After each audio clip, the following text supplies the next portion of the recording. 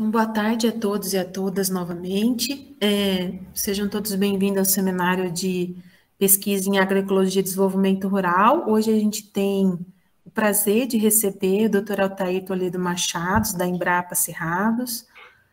O Dr. Altair é um especialista na área de melhoramento e faz um trabalho muito interessante com melhoramento participativo. Então, nós hoje vamos ter muito, com certeza, aprendizado aqui.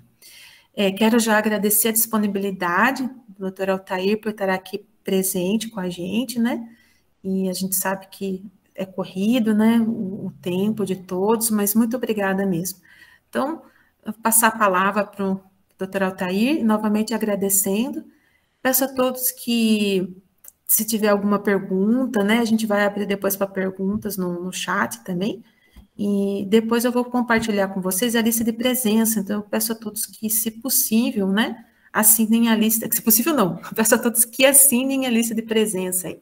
Obrigada. Fica à vontade, Altair. Ok, obrigado, Anastácia. Obrigado pelo convite. Apenas uma coisa um tanto chata é fazer uma apresentação sem ver ninguém. A gente não está vendo ninguém, só vejo a minha tela com a minha apresentação. Então, esse é o sacrifício online, né? Mas vamos tentar fazer uma apresentação bem agradável para poder interagir com todos. E aproveito para dar uma boa tarde para todos, para todas. Espero que vocês aproveitem um pouco dessa longa estrada que eu venho percorrendo há mais de 30 anos, né? Buscando estratégias para o melhoramento participativo, mas muito mais em função do manejo da agrobiodiversidade e da agroecologia. Então, começando, né, essa apresentação, quando a gente fala em melhoramento participativo, a gente sempre recorre aonde começou a domesticação das plantas há mais de 10 mil anos atrás. Isso é um aprendizado muito grande, porque eles deixaram um conhecimento milenar muito interessante em todas essas regiões que foram iniciada a domesticação das plantas, né? Por exemplo, na região tropical, como está aqui no slide, né? Essa é a região das Filipinas, Malásia, Indonésia. É uma região que foi selecionado o arroz. Eu, particularmente, eu estive em quase todas essas regiões, conhecendo esses centros de origem, e nessa região, nas Filipinas, as Filipinas ela tem mais de 8 mil ilhas, e são mais de 36 mil variedades de arroz diferentes. Como é que surgiu essa diversidade tão grande de arroz? Você tem arroz com mais de 4 metros de altura, em que eles são cultivados nas áreas encharcadas lá na região das Filipinas. E eles têm arroz para o café da manhã, arroz para o lanche, arroz para o almoço, arroz para a janta. É uma diversidade impressionante. Na região da Abissínia, aí, que basicamente seria a Etiópia e região, mas também no Quênia, na Uganda e na Tanzânia, há uma diversidade muito grande dos milheto também, dessas regiões todas, do sorgo, né? E que também essa diversificação ela esteve moldada muito pelo clima, pela questão dos estresses abióticos, né? E que fez surgir essa diversidade de materiais. Uma curiosidade é que o milheto nessa região ele é todo diversificado, uma variedade, tem panículas de diferentes colorações, a emergência é diferenciada, então você consegue ver que houve um mecanismo de defesa contra os estresses abióticos, né? Mas eu vou me centrar mais nessa região da América Central, América do Norte, e tal, pegando a região do México, para olhar um pouco como se deu o desenvolvimento da domesticação e da seleção há 10 mil anos atrás na questão do milho. Isso ocorreu, a seleção não só do milho, mas da batata, do feijão, do arroz, por 3 situações bem características nessas regiões. Primeiro, a diferença ambiental, a questão da seleção para uma altitude maior, altitude menor, temperatura mais quente, temperatura mais fria, e principalmente para as questões de uso diversificado tanto para a gastronomia local, para os seres humanos, como para os animais, uso nas festividades, na religiosidade, uso no artesanato. Então, foi criada uma diversidade muito grande de variedade, muito vinculado ao uso. E o terceiro ponto foram as diferentes formas de cultivar esses materiais. Esses materiais criaram os primeiros sistemas de base agroecológica há 8, 7, 6 mil anos atrás. E aí, então, olhando um pouco do Império Azteca, a domesticação das plantas, que não foram só os astecas, né? No caso, aí tinha os toltecos, olmecas, os maias, né? E a cultura do milho, ela está vinculada a todos os processos culturais do México, inclusive a construção das pirâmides, elas eram um simbolismo relacionado à deusa do milho. Então, tinha as pirâmides da Lua, do Sol, e que estavam vinculadas à questão do plantio, da colheita, e tinha celebrações de agradecimento quando tinha uma colheita boa, farta do milho, eles iam celebrar nessas pirâmides, principalmente na do Sol, para fazer essa celebração. Tinha alguns fatos meio terríveis naquela época, porque para fazer uma doação do coração de uma virgem para a deusa Delmaís, eles tiravam o coração de uma virgem para entregar para essa deusa do milho. Mas isso foi há 6 mil anos atrás, agora não se faz mais isso não, né? E a diversidade genética e cultural do milho no México, que criou essa enorme diversidade, com mais de 8 mil variedades diferentes de milho, se deu também por essas questões todas, né? Vinculada à alimentação, criou-se uma cultura toda à base de milho no México, baseada em colorações, inclusive, diferentes. Você pode observar aqui que aqui é um milho de grão azul, que forma esses pratos, que são tlácoas. Todas as quesadilhas, gorditas, os tacos, todos eles são com diferentes tipos de milho. E também o aspecto de centenas de anos de seleção e cuidado que eles tiveram com o milho. E um dos detalhes importantes nessa, transcorrendo um pouco na história de como foi domesticado o milho, nós tivemos um agroecossistema único no mundo, que era a milpa, que isso foi desenvolvido pelos astecas, em que tinha um consórcio do milho com a abóbora e com o feijão, que eram as três culturas irmãs principais. Mas tinha variações, com as pimentas, com girassol, com outros cultivos, inclusive com árvores, tinha variações da milpa das diferentes formas. Nós acreditamos que essas são as primeiras formas de sistema agroecológico que surgiram no mundo. E aqui tinha uma curiosidade muito interessante, que a abóbora que eles colocavam era para proteger o solo e que evitava a propagação das espécies invasoras, né? Protegendo o solo da umidade também, dos micro-organismos, o feijão na interação com o milho, promovendo a fixação biológica do nitrogênio. Então, tinha um aspecto muito interessante. E um deles, que chama a atenção, é a questão nutricional. Como que eles poderiam imaginar que nessas três culturas você tinha basicamente toda a qualidade nutricional necessária, das proteínas do feijão, do carboidrato do milho, dos carotenoides e vitamina da abóbora? Quer dizer, foi algo que foi desenvolvido por essas comunidades tradicionais. E aqui fica um detalhe: como que se deu essa diversidade? Ela se deu exatamente pelo sistema de cultivo, pela diversidade de uso e pela diversidade das diferentes variedades que foram se adaptando aos diferentes ambientes.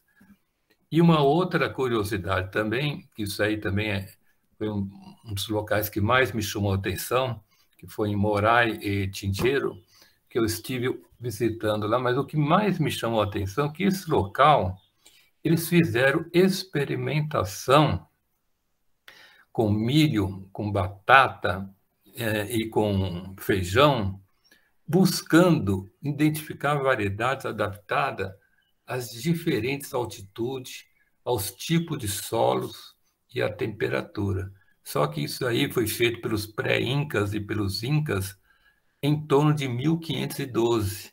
Quer dizer, os primeiros ensaios de variedade de sementes crioulas foram realizados pelos incas.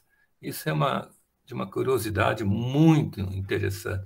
E foi assim que criou uma diversidade também muito grande na região, e principalmente com as batatas, né? E os feijões também nessas regiões é um centro de origem deles, né? Os milhos, ela tem uma característica um pouco diferente das demais regiões, porque os milhos nessa região são anuais, muito em função da altitude.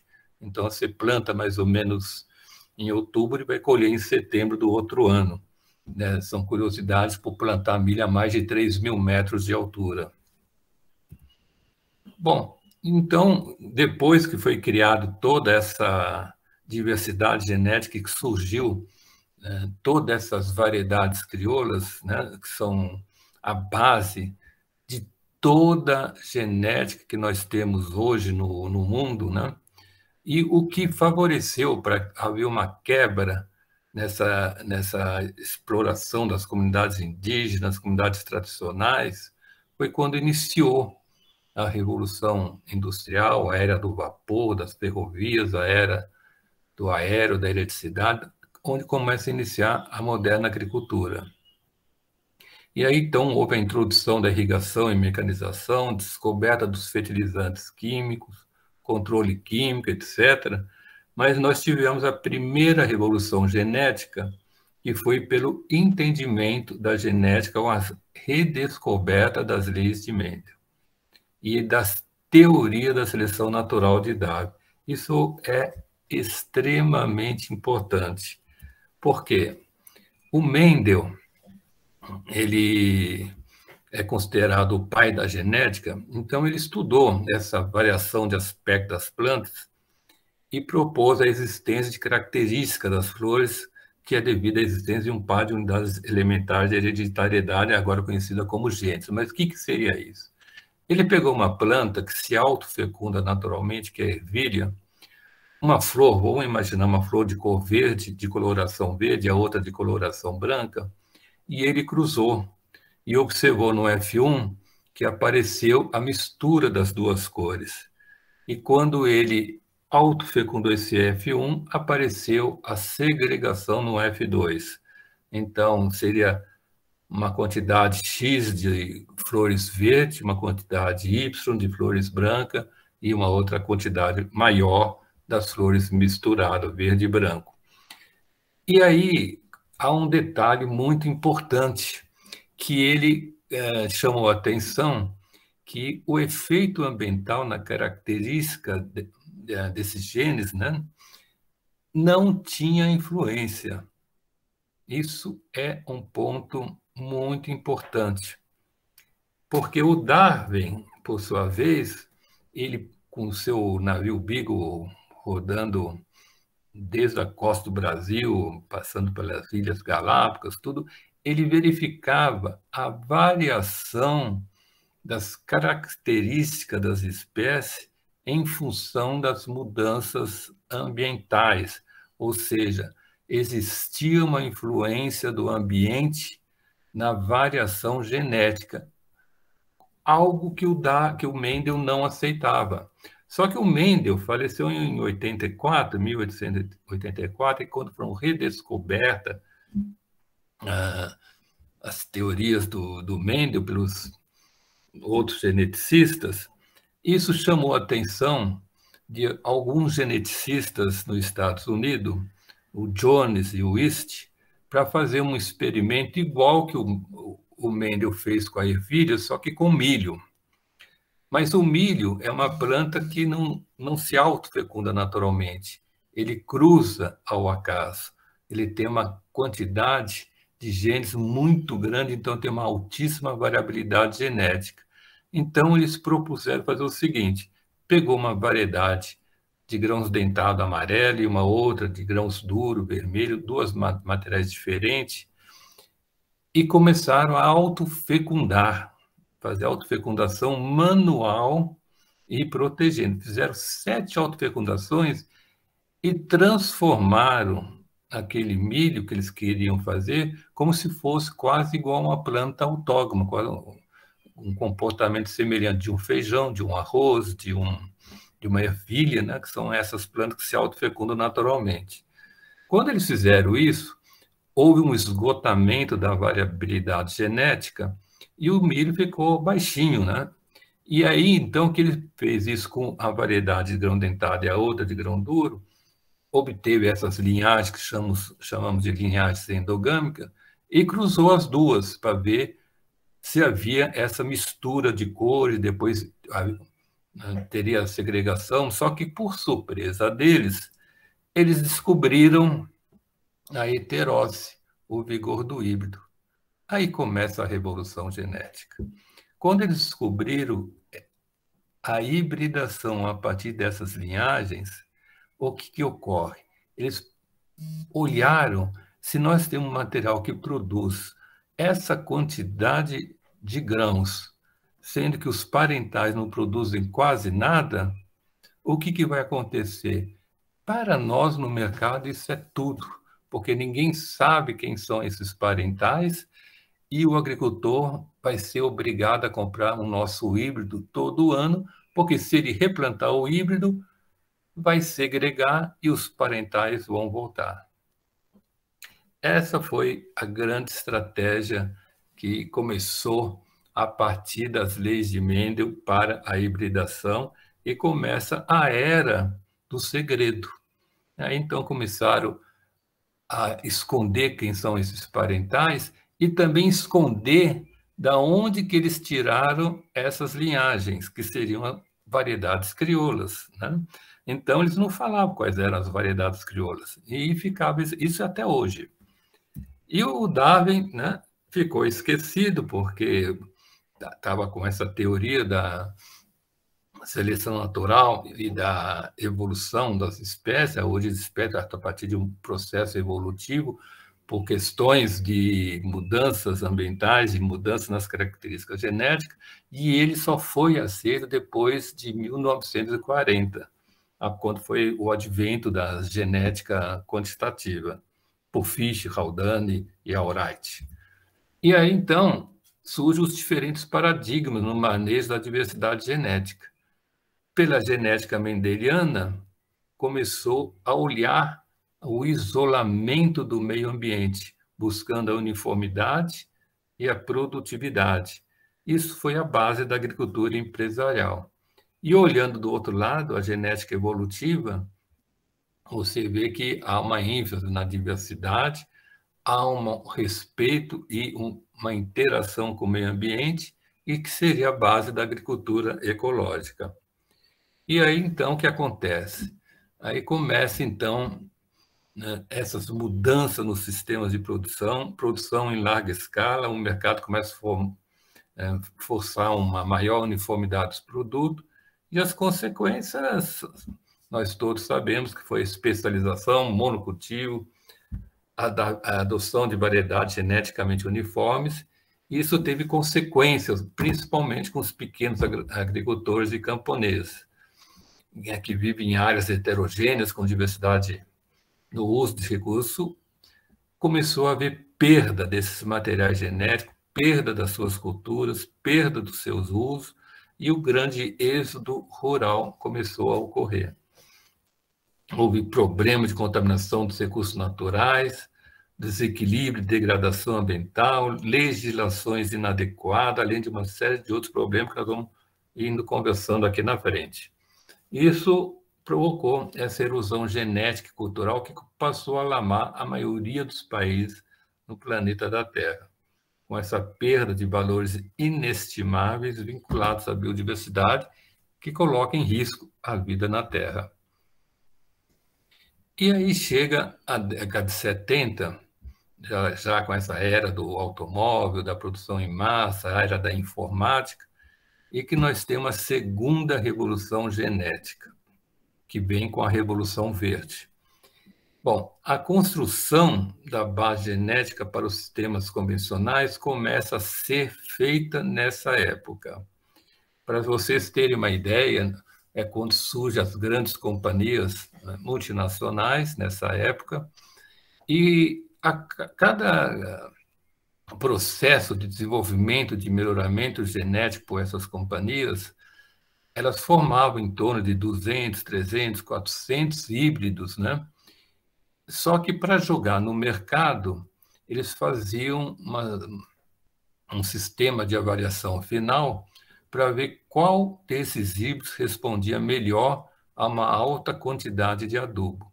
Nessa época, essas companhias de semente tinham um vínculo forte com as companhias de adubo. Então, você consegue construir geneticamente essa forma de trabalhar e de obter esses materiais. Por exemplo, você tem um híbrido que produz 10 toneladas por hectare com 100 quilos de N por hectare, e um outro híbrido que consegue produzir também 10 toneladas por hectare, mas só que com 200 quilos de N por hectare. Opa, é o segundo que vai para o mercado. E também os que eram tolerantes à aplicação de herbicidas, né? Então, você tinha todo um pacote formulado, quando fala do pacote da Revolução Verde, né? Na verdade, foi feito a partir de uma construção da base genética para ter esse pacote. Eram materiais responsivos e que dependiam de você colocar aquela quantidade de adubo, aquele herbicida, e depois ia dar algum problema de doença, de pragas, então tem os inseticidas e os fungicidas. Só que era um pacote aberto, né? Porque você recomendava aplicar tanto de adubo, tal herbicida, etc., mas você não tinha como controlar com os agricultores. Os agricultores podiam chegar e colocar, eu não vou colocar essa quantidade toda de adubo, colocava menos, né? Então, era um pacote aberto. E aí, então, surge, né, todas essas questões da Revolução Verde, em que ela, na verdade, ela cumpre com a sua função na agricultura para produzir alimentos básicos, baratos, e para manter baixo o salário dos trabalhadores e fornecer matéria-prima requerida pela indústria, a baixo custo. Um detalhe também importante é que todo o milho que está sendo produzido, hoje a soja também, eles não são basicamente para alimentação, eles são para a indústria. A indústria, por exemplo, do milho que é requerida, é a indústria da cola, da tinta, é a indústria da pólvora, é a indústria dos antibióticos, todo o amido do milho vai para 800 e tantas outras formas de ser utilizado, mas menos para alimentação humana. E a estratégia da Revolução Verde considera a natureza como um espaço homogêneo, sem vida, uniforme e manipulável. Então, para ele, se esterilizar o solo é ótimo, porque eu vou colocar tudo de volta para o solo, mas você comprando comigo, né? Comprando o adubo, comprando a semente, comprando todos os elementos que possam fazer com que essa planta venha a se desenvolver. Isso trouxe grandes prejuízos, tanto para a saúde humana como para o meio ambiente. E aí vem a era da biotecnologia e da nanotecnologia, entre outras ferramentas. E aqui tem um detalhe, que é a era dos transgênicos, que é a terceira revolução genética, só que aqui tem um detalhe. Essa é o pacote tecnológico fechado, não mais aberto. Aí que é o grande detalhe da transgenia. A transgenia nada mais, posso dizer assim, ela é uma enzima que você inseriu dentro da espécie alvo, né? Então, por exemplo, eu vou jogar glifosato de amônia no sistema. como é que age o glifosato de amônia? O glifosato de amônia ele existe naturalmente na planta, que é um inibidor das reações enzimáticas. Por exemplo, a planta absorve nitrogênio. O nitrogênio é transformado em amônia e que vai ser incorporado para dentro da planta a partir da ação enzimática da glutamina sintetase e da glutamato sintase e que vai incorporar esse nitrogênio no esqueleto de carbono oriundo do ciclo de Krebs, né? Ao fazer isso, os processos metabólicos relacionados com essas ações enzimáticas, eles não podem funcionar sem parar, senão você satura o metabolismo da planta. E o glifosato e outros elementos que são inibidores das reações enzimáticas agem na planta para interromper essa reação de tempo em tempo. Agora, se eu jogar, vamos supor que eu tenho 0,1 miligrama de glifosato na planta, mas se eu jogar 100 vezes mais isso, o que vai acontecer? Isso também foram a pergunta que os cientistas nos Estados Unidos fizeram. Se eu jogar 100 vezes mais, eu vou interromper por completo essa reação da incorporação da amônia no esqueleto de carbono. Aí vai ficar o NH4+ livre no mesófilo foliar e vai desacoplar a cadeia de elétrons e, consequentemente, todos os processos ligados à fotossíntese, à formação do ciclo de Calvin, do ciclo de Krebs, vão tudo ser desacoplados e vai morrer a planta. Um detalhe que essa ação do glifosato, que todas as plantas têm, todos os micro-organismos têm, todos os insetos, animais e até nós humanos também temos a mesma reação. Então, quando eu jogo glifosato no sistema, eu esterilizo por completo o ambiente. E foi aí que eles descobriram, uma agrobactéria, uma enzima, que é uma coenzima A, né, que eles chamam, e essa coenzima A eles inseriram na planta, que a única função que ela tem é consumir o excesso de glifosato. É somente isso, essa é a transgenia para o herbicida. No caso do milho, na soja é a mesma coisa, né? Mas só que tem um detalhe, se eu não jogar o substrato para essa enzima, ela vai consumir o inibidor natural da planta. E aí o metabolismo vai funcionar sem parar e a produtividade vai diminuir. Então, você é obrigado a jogar o herbicida no sistema. Isso é um pacote fechado. E ele, normalmente no milho são duplo eventos, por exemplo, você tem também o evento do BT, que é para a lagarta. Isso ocorre, esses duplo evento, porque como acabou o controle biológico natural, você tem que ter um mecanismo para que a planta não fique tão afetada pelo ataque de pragas e insetos, né? Essa é a nova era da biotecnologia. Isso tudo vem trazendo muitas preocupações, né? Com várias discussões a nível global, né? Houve dois grandes eventos, na Rio 92 e o Plano de Ação Global para a Conservação e Utilização Sustentável dos Recursos Genéticos de Plantas, que foi a reunião que aconteceu em Leipzig, em Roma, em que foram discutidos qual era a preocupação. Estava tendo uma perda muito acentuada das variedades crioulas, e se isso acaba levando a uma erosão tão grande, vai prejudicar quem também faz os híbridos, né? Porque eles dependem dessa matéria-prima para fazer as suas linhagens e ter os seus híbridos. Então, não pode ocorrer. Até as multinacionais apoiaram que a conservação e o uso da diversidade de variedades crioulas deve ser feita pelas comunidades agrícolas, das comunidades indígenas, que eles têm um papel importante na conservação desses recursos genéticos.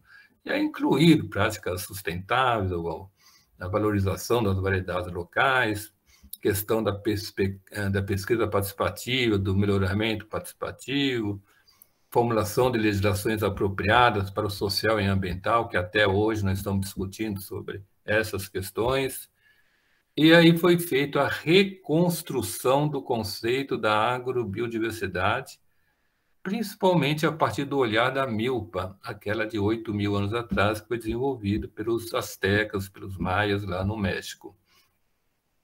E o conceito, então, ele passa a ser entendido como um processo de relações e interações do manejo da diversidade entre e dentro das espécies. O que seria isso? É o manejo de diferentes espécies, como milho, feijão, abóbora, arroz, outras, né? E dentro delas, o que seria dentro? As diferentes variedades de milho, as diferentes variedades de feijão, interagindo com os conhecimentos locais, com os conhecimentos tradicionais, com as diferentes formas de utilização desses materiais, ligada à gastronomia local, ligada a processos outros culturais, né? E com o manejo dos agroecossistemas. Então, essa interação da diversidade entre dentro, da interação com o uso e da interação dos diferentes sistemas de cultivo, esse é o conceito da agrobiodiversidade. E aí tem um detalhe.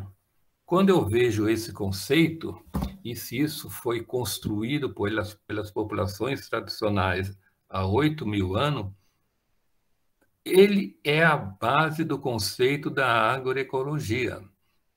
Começou a domesticação das plantas para depois começar o manejo dos agroecossistemas e que depois nós podemos ter esse olhar da agroecologia.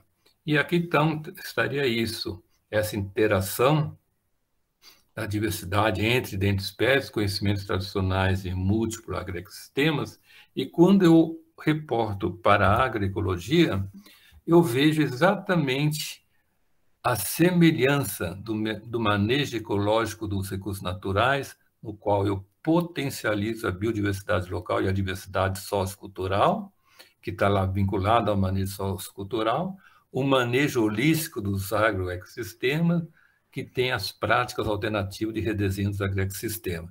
Depende da agrobiodiversidade, o conceito da agroecologia.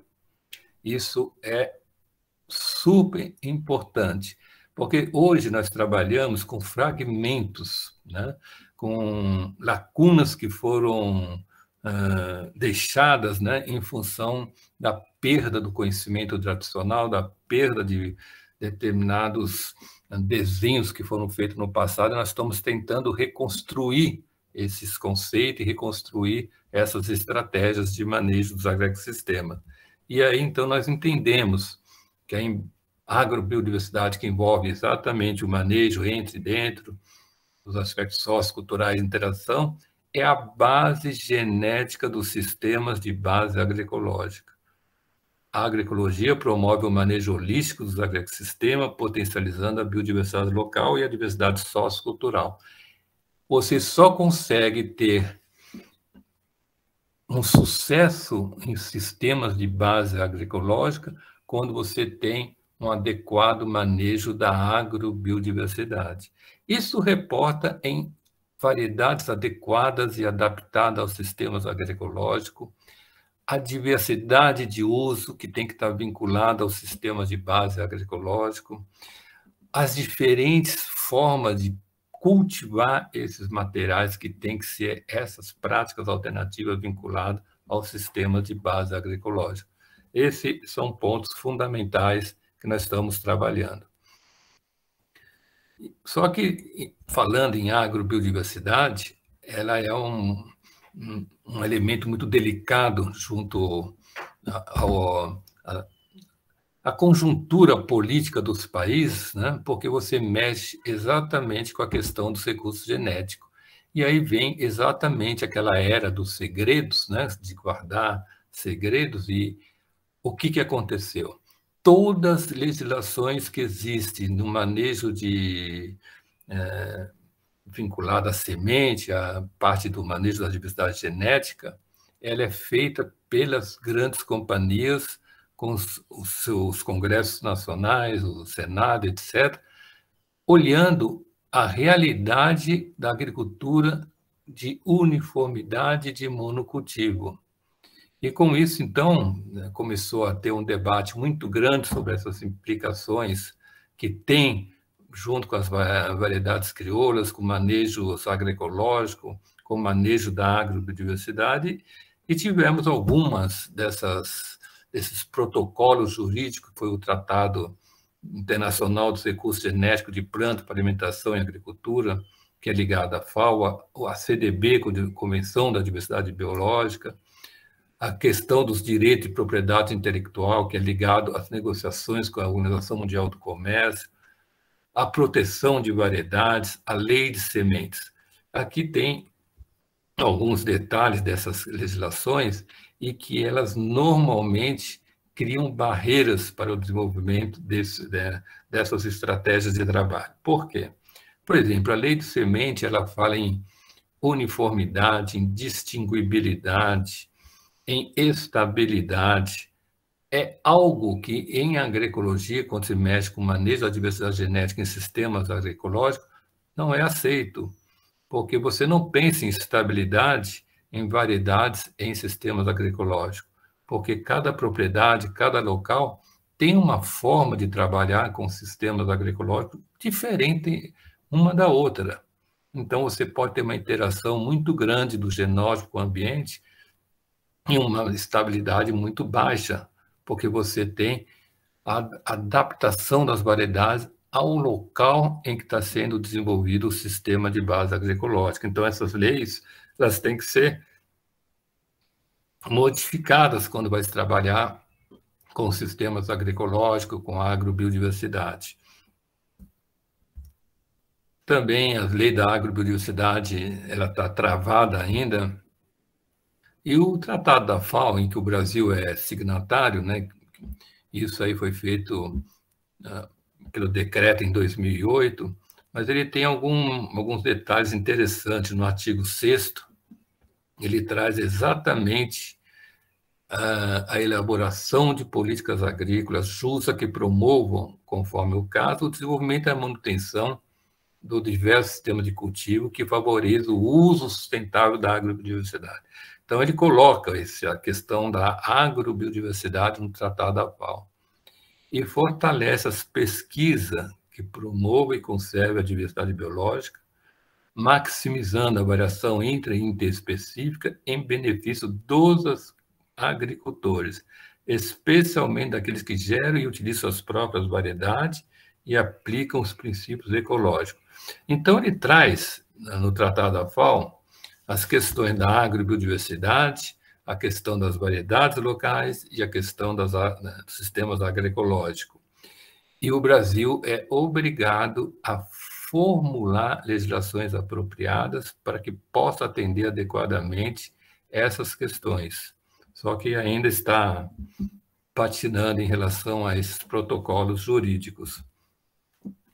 Então, agora surge, como estratégia do trabalho, pegando um recorte da agrobiodiversidade, o olhar do melhoramento participativo, ele está sempre vinculado à questão da agrobiodiversidade. E também olhando que ele é a base para a produção de sementes agroecológicas. Então, aqui nós vamos começar a falar um pouco sobre essas questões de melhoramento participativo, fazendo primeiro esse panorama do melhoramento convencional versus a realidade dos agricultores. Isso foi discutido nessas plataformas internacionais, em que discutiram que o melhoramento convencional não tem tido muito sucesso em áreas marginais, áreas que sofrem com estresse abiótico, como tem problema de seca, questões da área do semiárido. Segundo, um longo tempo para lançar uma variedade, em torno de 15 anos.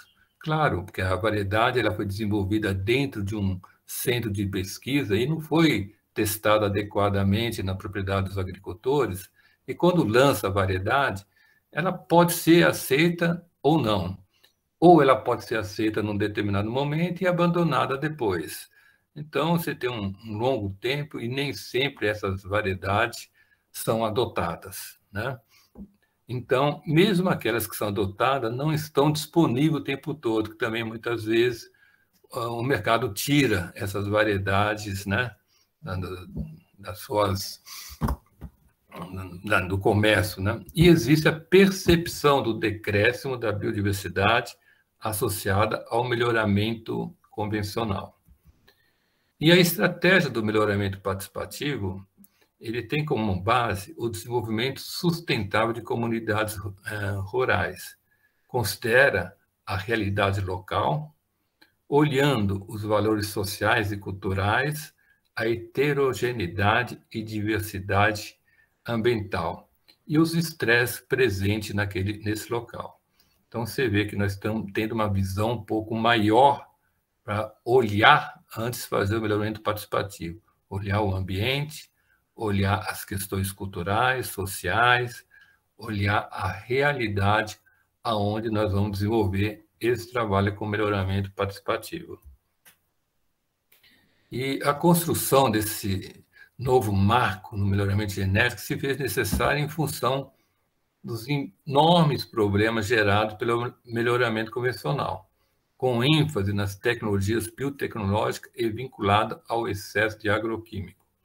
A construção de um melhoramento que respeita o meio ambiente e as questões sociais das comunidades que utilizam essa ampla diversidade de variedades locais, além de proporcionar um incremento significativo na produtividade da semente e na melhoria do meio ambiente.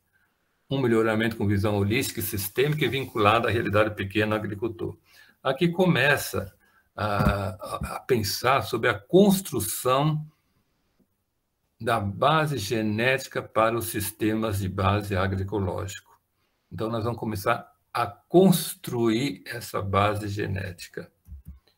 E aí, então, a gente começa a ver o melhoramento participativo, que ele tem os objetivos parecidos com o melhoramento convencional, só que bem mais amplos, que além de ganho da produtividade, ele promove a conservação e o aumento da biodiversidade, ele proporciona o uso de germoplasma de adaptação local, avaliação experimental, diversificação do sistema produtivo e produção de semente.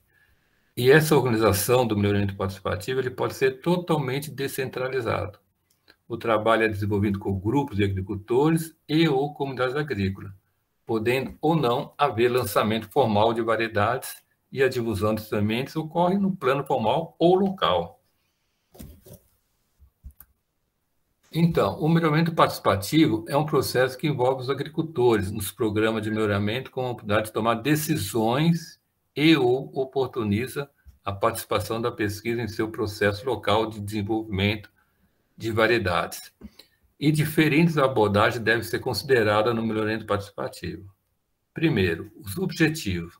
Pode ter dois tipos de enfoque, funcional e local, para obter materiais adaptados, promover a diversidade genética e o empoderamento dos agricultores.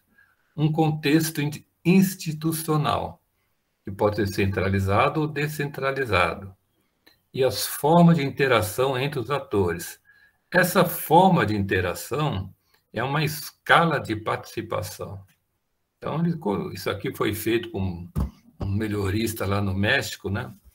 E que isso aí vincula muito a questão participativa centralizada. Por exemplo, uma companhia, ou uma empresa, ou mesmo um centro de pesquisa, ele pode estar desenvolvendo material, né?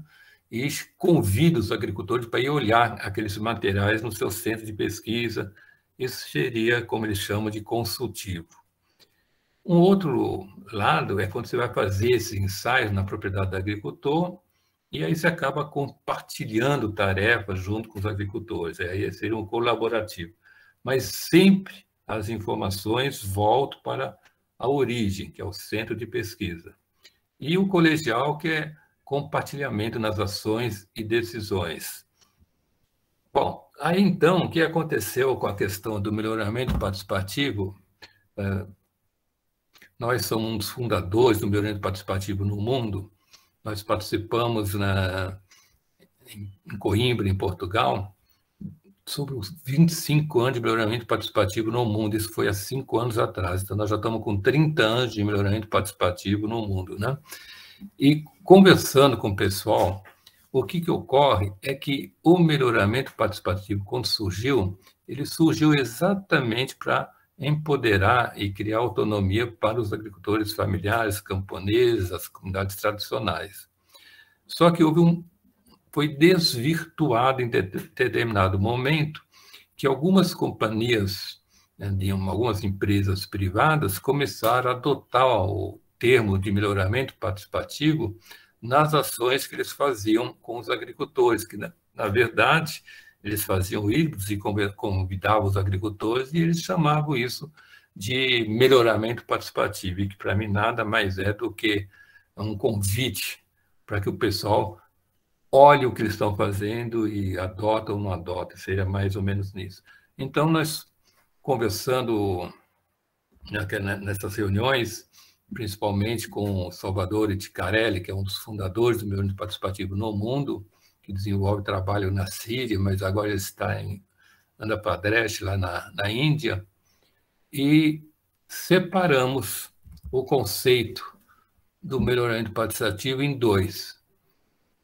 A seleção centralizada, que é realizada parte ou total no centro de pesquisa, onde os agricultores são convidados para visitar e praticar a seleção, e a seleção descentralizada, que deve ser realizada dentro do campo do agricultor, na qual ele é o principal ator. Esse tipo de seleção favorece a interação genótipo-ambiente. E o nosso trabalho ele é todo vinculado ao melhoramento genético participativo descentralizado. E daqui para frente nós vamos conversar sobre isso. Antes, vou tomar uma água.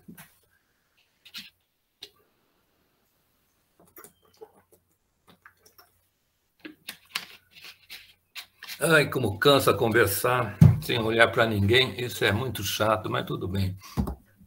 Bom, as estratégias para a execução de um programa em melhoramento participativo descentralizado, ele parte com algumas premissas, que só para vocês terem uma ideia, como ele é muito mais interessante do que um melhoramento convencional e muito mais complexo. O melhoramento convencional, como você faz tudo pensando na uniformidade, então, primeiro você tem uma área toda uniforme, você tem tudo certinho naquela área, então você não tem que se preocupar com nada.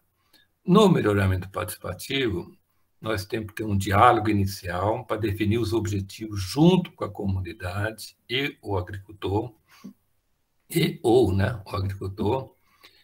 Temos que ter um diagnóstico para caracterizar o local, tanto nos aspectos sociais como nos aspectos culturais e ambientais. Definir as características ambientais locais, região geográfica, comprimento dos dias, temperatura, regime de chuva, tipo de solo, presença de inseto, de água, entre outras características importantes.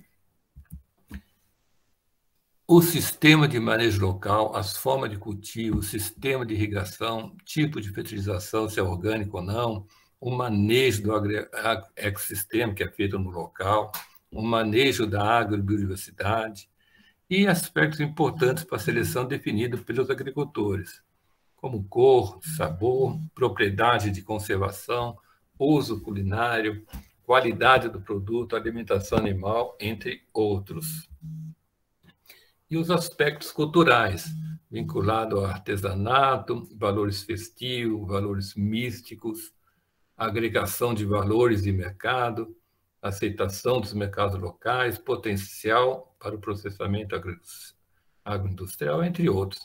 Você tem, então, um diagnóstico muito amplo das características sociais locais, das características ambientais, relevo, tipo de solo, tipo de estresse presente, da agrobiodiversidade local, o que eles têm de diversidade naquele local, e sempre fazendo uma escala no tempo, o que eles tinham no passado, o que eles têm hoje e e o que eles gostariam de ter no futuro. Esse diagnóstico da agrobiodiversidade também é fundamental fazer antes de se iniciar um trabalho com melhoramento participativo. E também o manejo dos agroecossistemas. Quais são as dificuldades que eles têm em relação a esse manejo?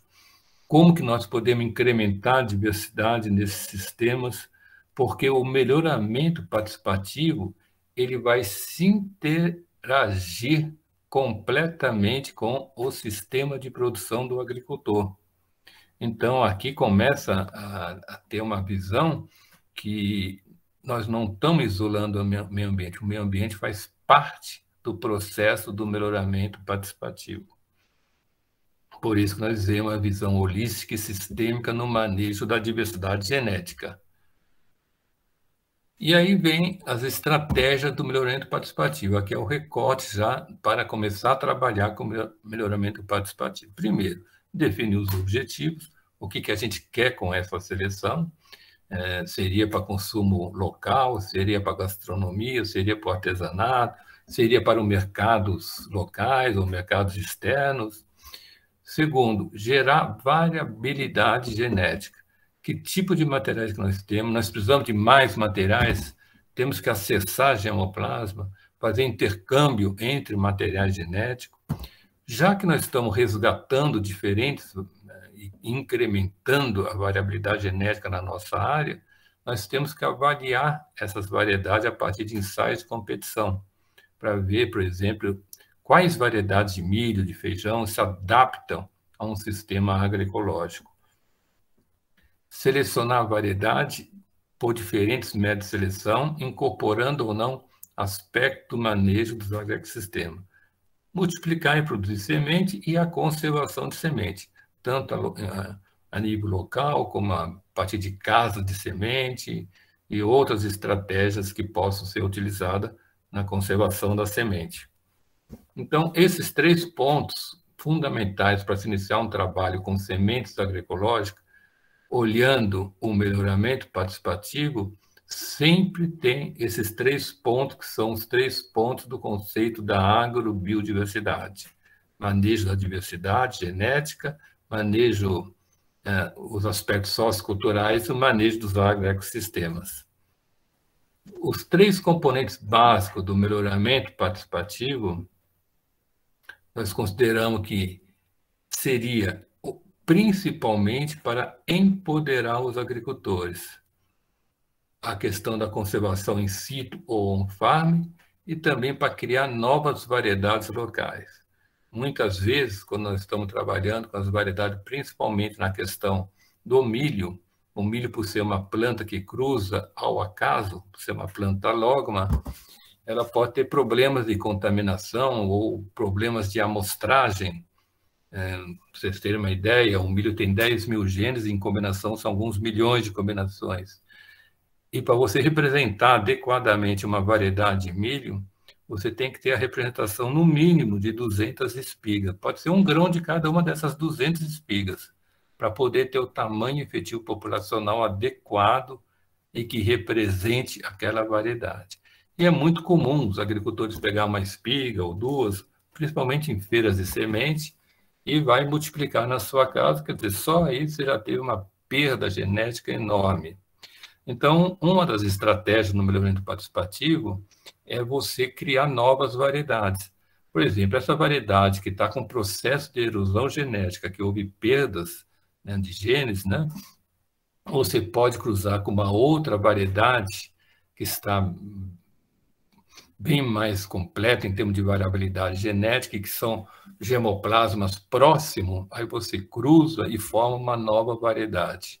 Parte de um composto, e desse composto você vai reorganizando o background gênico, formando variedades locais. E essas questões do melhoramento participativo, que é exatamente o que nós já conversamos, que é para potencializar a diversidade entre e dentro de espécies, relacionar com os valores culturais e interagir com o agroecossistema. E aí, então, você entra com um novo paradigma do melhoramento genético, né? Essa fórmula aí é bem tradicional no melhoramento genético, a variância fenotípica igual à variância genética mais a variância ambiental.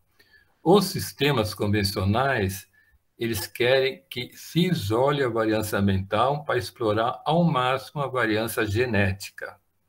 Então, aí vem toda a questão de isolar o meio ambiente.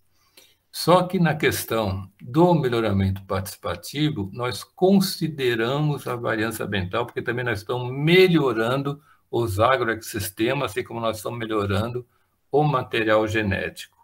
Então, ele passa a ser considerado em conjunto com a variância genética. E aí é um pouco mais complexo.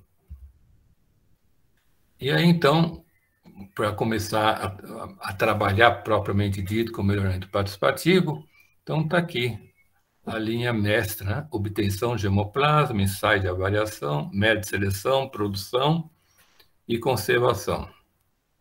Então, em relação à obtenção de hemoplasma, isso é fundamental para o programa de melhoramento participativo. Tem que ter um acesso a bancos oficiais, outros agricultores, para poder fornecer esses materiais genéticos, bem como acesso a variedades melhoradas ou variedades locais. Normalmente, os agricultores podem ter materiais, né? Mas precisa ver se esses materiais eles estão num estágio interessante ou não. Porque um dos fatores que leva ao insucesso do melhoramento é quando você usa um germoplasma não adequado para fazer o melhoramento. Vamos supor que você pega uma variedade de milho que já está com um processo de erosão bem acentuado, você não vai conseguir melhorar esse material a partir de nenhum processo de seleção. O ponto-chave é ver o potencial dessas variedades para os ambientes em que serão selecionados e verificar se as variedades locais possuem algum processo de erosão genética ou mesmo se são inferiores a outras variedades. Então, aqui nós estamos resgatando os materiais, né, de milho, feijão, aqui tem arroz também. E aí, então, o segundo ponto são os ensaios de avaliação, né? Esses ensaios têm a finalidade de caracterizar e avaliar diferentes variedades, verificando o potencial de adaptação, incluindo sistema de manejo, de tolerância a diferentes estresses abiótico, biótico, diferentes características de uso, como na culinária, artesanato e ou manifestações culturais, entre outros. Aqui nos ensaios, também ele tem a importância pedagógica de os agricultores eles conhecerem essa diversidade genética. Então, quando você tem 20, 30 variedades sendo avaliado, eles podem ter a oportunidade de conhecer esses materiais, né?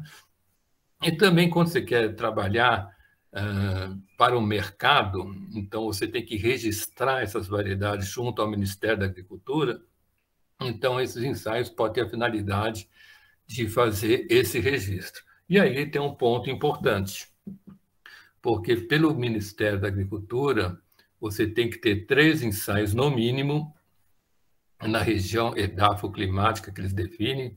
Então, por exemplo, na região centro, que é o sudeste, né, e o centro-oeste, você tem que ter 3 ensaios.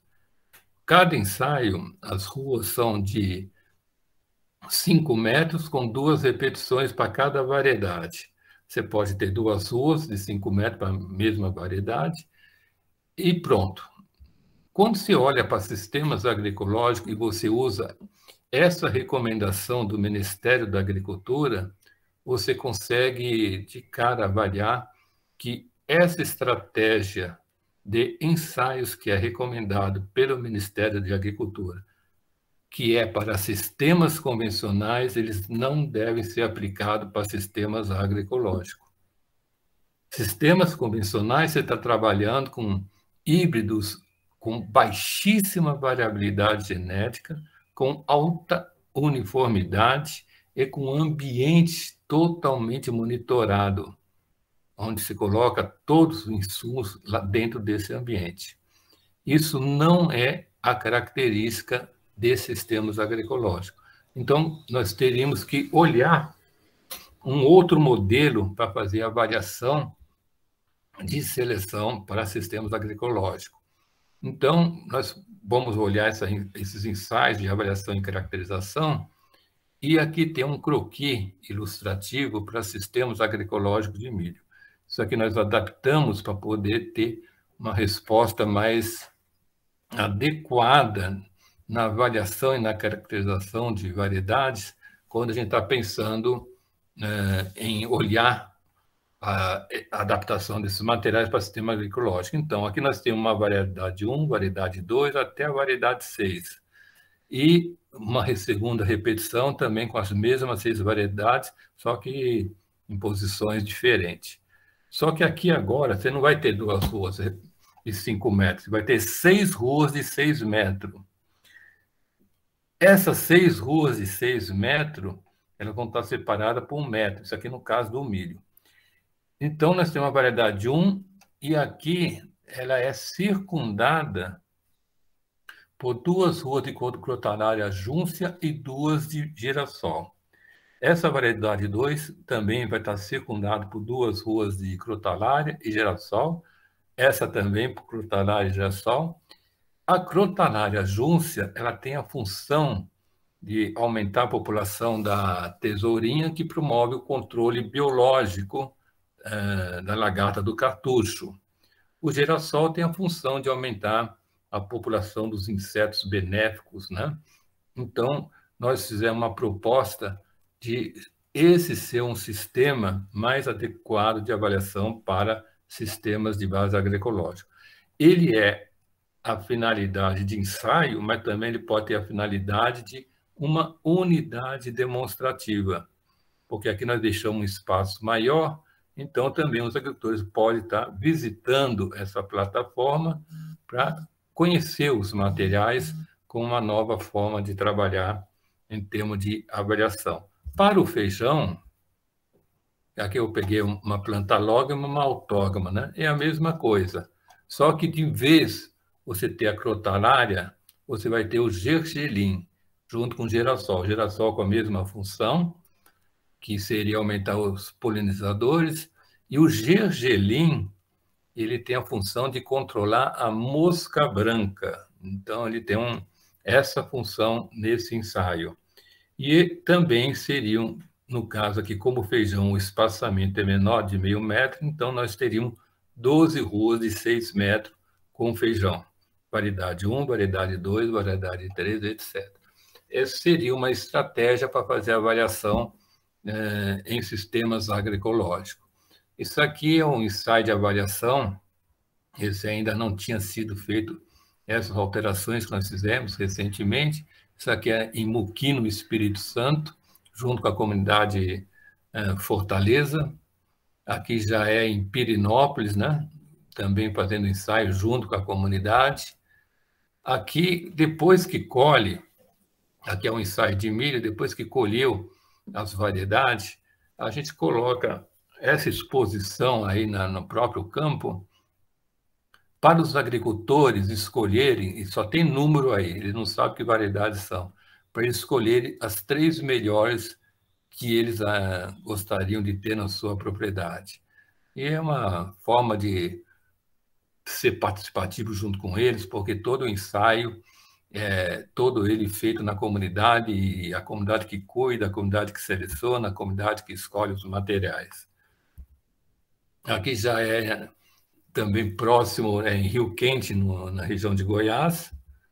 Aqui é em Muqui também, né? E aqui é o ensaio de avaliação, que eles fizeram uma exposição com as variedades, né? Então, Sol da Manhã, BR-106, mas aí tem os Palha Roxa de Santa Catarina, Caiano do Espírito Santo, Saracura, tem vários materiais. E aqui algo interessante que foi feito em Muqui, foi feito um desfile na cidade, né, em relação ao ensaio nacional de milho e variedade. E cada turma levava uma variedade diferente de milho, né? Então, estava as 20 e tantas variedades de milho sendo desfiladas na cidade, né? E aqui o milho Fortaleza é uma realidade. Esse aqui é o Renato, ele é o guardião desse milho Fortaleza, é um milho que ele vem selecionando há mais de 20 anos, né? partir dessas ações de melhoramento participativo, né? E que é o milho que a comunidade está adotando. Ele tem um outro milho, o tal do Aliança, que também é feito com melhoramento participativo. Depois, então, da avaliação, nós vamos para os métodos de melhoramento. Então, nós temos que definir esses critérios de seleção para incrementar a produtividade, né? Isso tudo pela realidade local, né? Adaptar a questão do solo, dos estresses abióticos, seca, etc., né? E algumas características importantes que os agricultores possam definir, tais como cor, sabor, culinária, silagem, as diferentes formas de uso, né? Então, primeiro, nós temos, essa aqui já é uma parte um pouco mais teórica, que é a seleção para plantas autógamas, né? Então, plantas autógamas, como são plantas que se autofecundam, você tem que criar variabilidade. A seleção ela não cria variabilidade, apenas atua na variabilidade presente. Então, normalmente, em seleções, quando se faz em plantas autógamas, parte de um primeiro cruzamento para poder criar uma certa variabilidade, para depois trabalhar em cima dessa variabilidade. E aí, então, tem alguns métodos de seleção que são utilizados em plantas autógamas pelos institutos de pesquisa, que são as seleções com teste progênio de linhas puras, seleção em massa, hibridação. Eles são métodos que envolvem, né, cruzamento manual, envolve diferentes ciclos para poder escolher os materiais. Tanto esse método genealógico como o book, e são métodos muito complicados para se trabalhar junto com os agricultores. Em função disso, nós adotamos uma nova forma de fazer uma seleção com os agricultores, que seria uma adaptação de um tipo de seleção massal para feijão no campo. E nós partimos do seguinte: pegamos 20 ruas de 10 metros, com 12 plantas por metro de feijão. Em 10 metros, nós vamos ter mais ou menos 120 plantas. E aí, então, nós vamos escolher as 20 melhores plantas. Com qual critério? Vagens bem formadas, vagens não encostando na terra e plantas com boa sanidade. A gente escolheu essas 20 melhores plantas, então nós vamos retirar a planta inteira e pesar os grãos de todas as vagens de cada uma das 20 plantas. Nós vamos fazer uma rua por vez. Depois de pesar as vagens de todas as 20 plantas, nós vamos separar as 10 melhores, as que deram o maior peso de grão, e vamos juntar os grãos. Isso é feito para cada rua e depois mistura tudo, e aí nós temos o primeiro ciclo de seleção do feijão dentro dessa forma que nós adotamos junto com os agricultores. E montamos uma tabela, que parece ser um pouco complexa, mas é bem fácil de trabalhar. Então, aqui está as 20 plantas da rua 1, da rua 2 até a rua 20. E o peso, né? Cada um com o seu peso. E aí nós conseguimos ter uma planilha em que nós conseguimos escolher, nessa planilha, uma seleção bem, não muito forte, de 10%, para poder ter um novo ciclo de seleção para o feijão. No caso do milho, já é diferente, porque é uma planta alógama que ela tem alta variabilidade genética. Então, nós temos diferentes métodos de seleção. Nós temos sem avaliação das progênies, que seria a seleção massal, pode ser a massal estratificada, tem um pouquinho mais de critério, né, de seleção entre dentro da família de meio-irmãos, seleção entre dentro da família de irmãos germanos. Bom, a seleção de irmãos germanos de famílias endogâmicas S1 e S2 também depende de polinização manual. Isso aqui é muito complicado de fazer junto com os agricultores, né? Então, nós estamos trabalhando com os agricultores, basicamente, com a seleção massal estratificada. E aí nós usamos essa estratégia. Normalmente, a gente usa um lote com 3.000 plantas no mínimo, que é dividido em 60 estratos de 10 metros.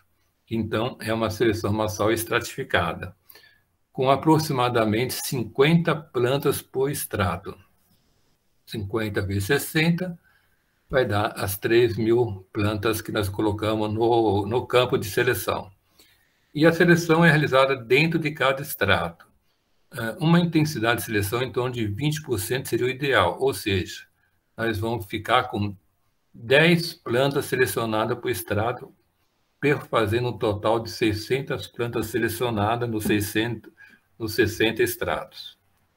Essas 600 plantas vão para uma mesa, e na mesa nós vamos ficar com 200 espigas. E aí pronto, está feita a seleção no milho.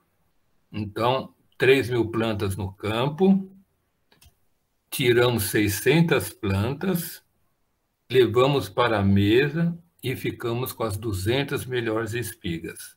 E aí nós temos o ciclo número 1 da seleção no milho. Outro detalhe interessante, no milho também, quando você começa a chegar próximo ao pendoamento, antes da polinização começar, você pode fazer uma seleção precoce nesse campo.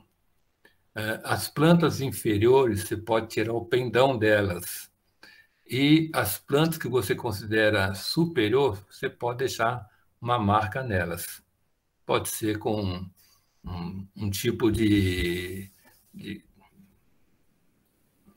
elástico, com um cartãozinho, alguma coisa que venha a marcar essas plantas.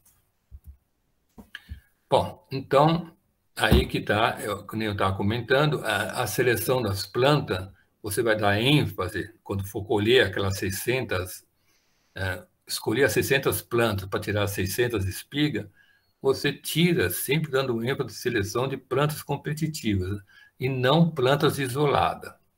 Plantas que não estejam acamadas e nem quebradas.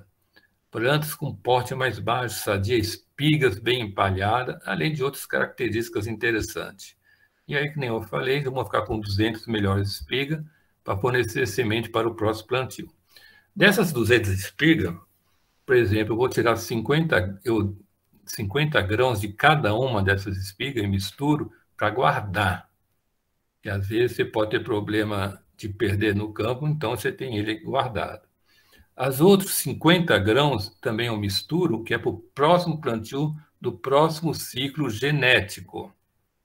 Então, eu tirei 100 grãos de cada uma dessas espigas. E o resto da espiga, aí eu tiro todos os grãos, misturo com as outras 200 espigas, que será para produzir o primeiro campo de semente, que daria em torno de 12 quilos, que dá para plantar 1 hectare.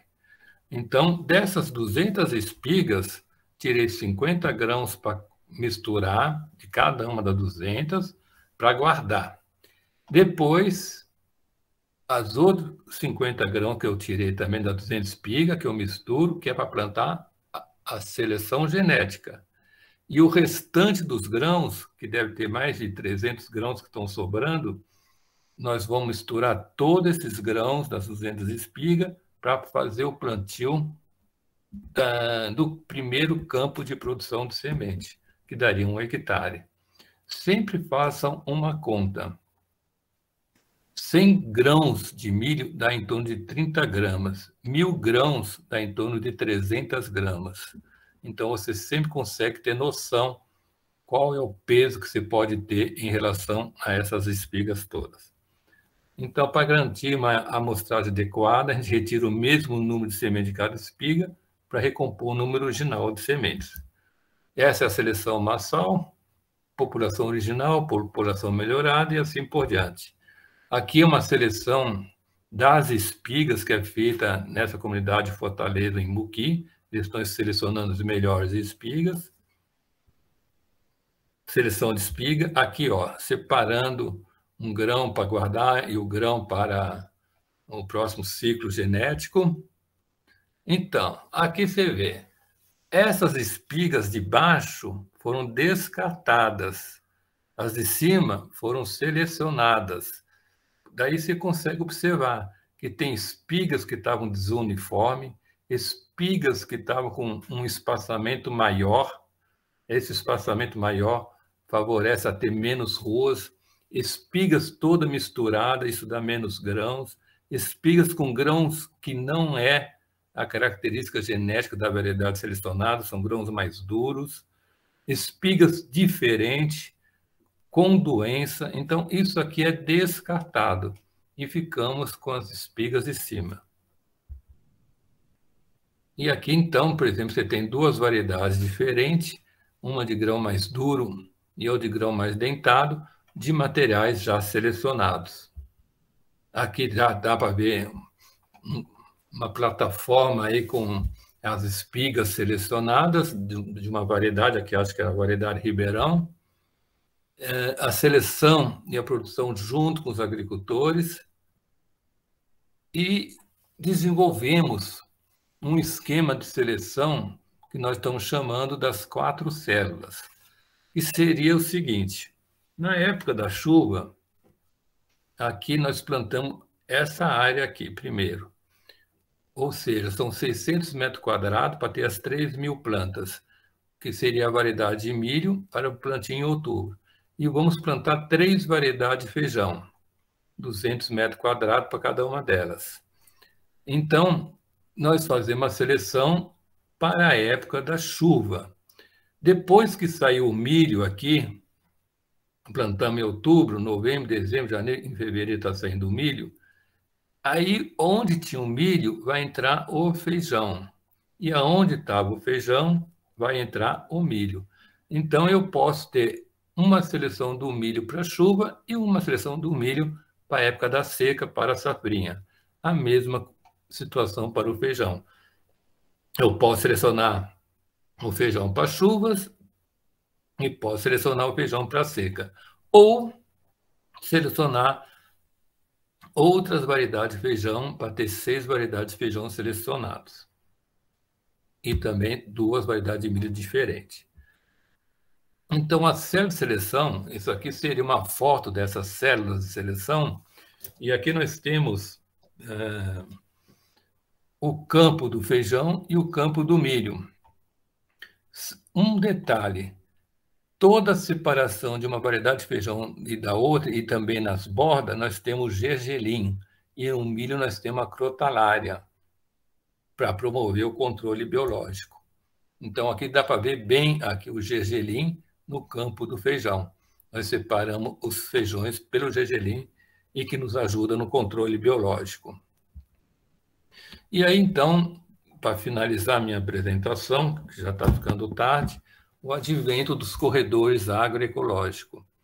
Então, você vê que nós começamos com o melhoramento participativo, nós estamos melhorando o milho, nós estamos melhorando o feijão, e agora, então, nós vamos entrar com essa estratégia para a implantação dos corredores agroecológicos, que é o manejo da diversidade genética de diferentes espécies. Ela é a precursora dos corredores agroecológicos.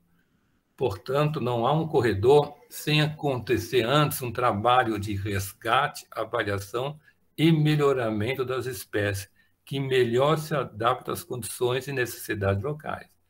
Ou seja, o corredor agroecológico, ele é um fruto de todo o trabalho de ensaios de caracterização de materiais e de melhoramento participativo.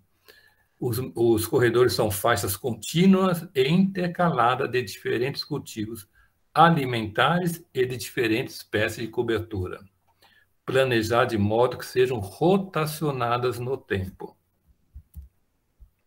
Assim, para implantar os corredores, as principais estratégias metodológicas envolvem a avaliação e caracterização de diferentes espécies adaptadas aos corredores, melhoramento participativo e células de seleção, a construção coletiva dos corredores. Não existe como se diz, um modelo próprio de corredor, tem que ser tais espécies ou outras.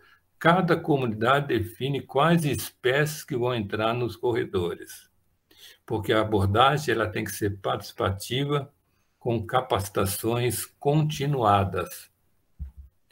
Aqui, então, nós temos a construção dos corredores. Aqui nós temos o milho, do lado do milho a crotalária. Aqui está para olhar melhor, né? O milho, aqui a crotalária sendo plantada. Então, nós temos um corredor com milho, uma com crotalária. Depois é feita a rotação. Onde está o milho vai a crotalária, onde está a crotalária vai o milho.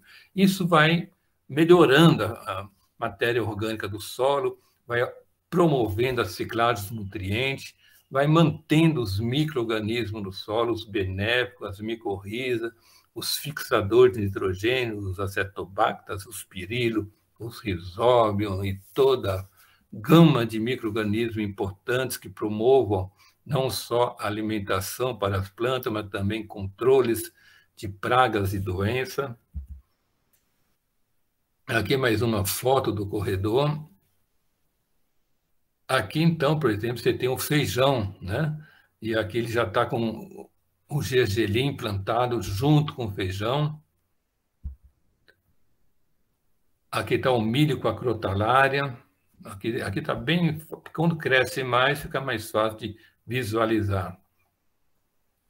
Aliás, isso aqui é uma estratégia que nós fizemos junto com o Movimento Camponês Popular no estado de Goiás, porque isso aqui é um campo de produção de sementes agroecológicas. E você vê que nesse campo nós estamos produzindo semente de crotalária, de feijão de porco, de feijão guandu. Nós estamos promovendo a produção de girassol, de semente de girassol, de gergelim, de milho, de feijão, de abóbora. Então, você está produzindo umas 12 variedades, espécies diferentes para a produção de sementes agroecológicas. Aqui continua, né? Essa aqui é na propriedade Jamil, lá em Catalão, em Goiás. E aqui está a crotalária grande, aqui está o feijão, aqui está o gergelim, o feijão guando, o girassol. Aqui a grande estratégia da crotalária junto com o milho, você deixa o milho limpinho, o milho fica maravilhoso quando a crotalária está junta dele. E tudo por causa desse bichinho aqui das tesourinhas, que a população é incrementada e promove um controle fantástico nesses materiais. Aqui o girassol. Esses campos ficam maravilhosos, né? E é muito comum, né, muitas pessoas pararem com o carro e visitar. Nós pegamos pessoas para tirar foto de noivado aí dentro desses campos. Já veio uma escola um dia para visitar. Então, isso sem estar previsto, né? É muito interessante esses campos. Então, é uma construção coletiva, esses corredores agroecológicos, com protagonismo local, com manejo da agrobiodiversidade em sistema agroecológico. Aqui tem o milho, aqui está o feijão. Tudo isso veio de sistemas de melhoramento participativo, que agora está dentro de um agroecossistema próprio. Aqui a produção de sementes, aqui é o caso do milho sol da manhã. Produção da semente, já tem uns equipamentos para fazer essa produção. Aqui, ó, aqui se produz sementes crioulas, então você vê aquela milpa no início da minha apresentação no México, aqui a gente começa a ver de uma outra forma diferente, com um incremento de plantas de cobertura, de espécies de adubo verde, mas também com abóbora, também com feijão, que são construções apropriadas para cada região.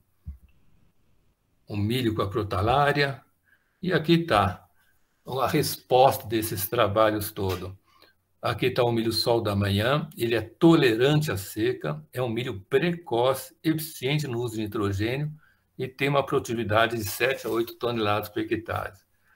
Esse milho, por ser precoce, isso começa a chamar a atenção de diferentes grupos, né? Isso é um trabalho feito com comunidade de agricultores familiares, só que em Goiás você tem muitos agricultores, são grandes produtores, e chamou a atenção que agora os agricultores estão querendo a semente desse milho para eles plantar na safrinha, porque eles não aguentam mais o custo de produção do milho safrinha com transgênico.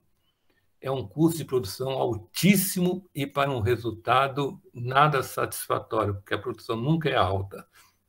porque a safrinha sempre tem problema de estresse abiótico, né?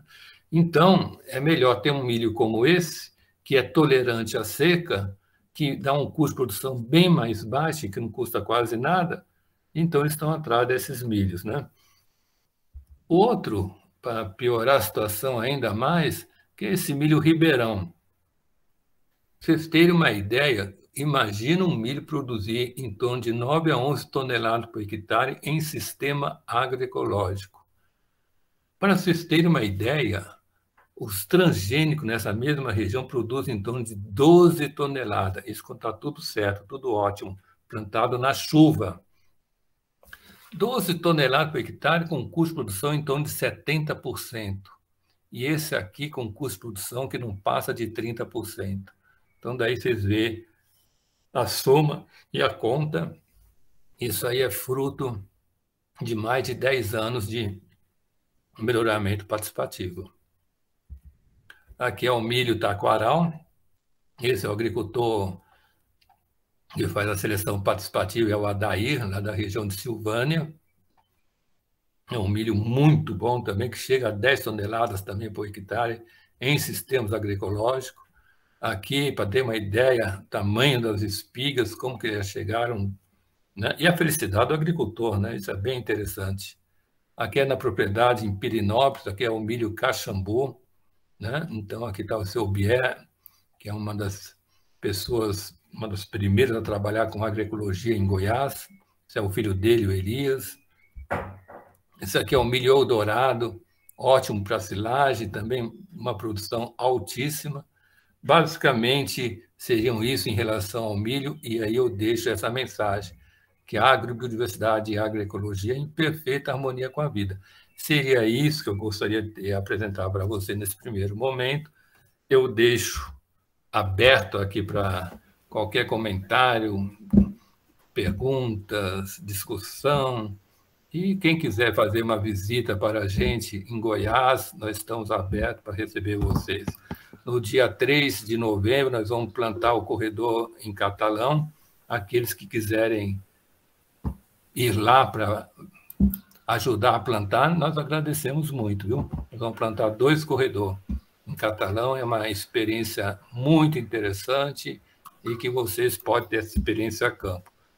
Normalmente, fazer uma apresentação online é um tanto cansativo, que eu sei, tem muita informação que a gente acaba encaminhando, mas isso tudo na prática fica muito mais simples e certamente um dia vocês terão essa oportunidade de fazer isso na prática.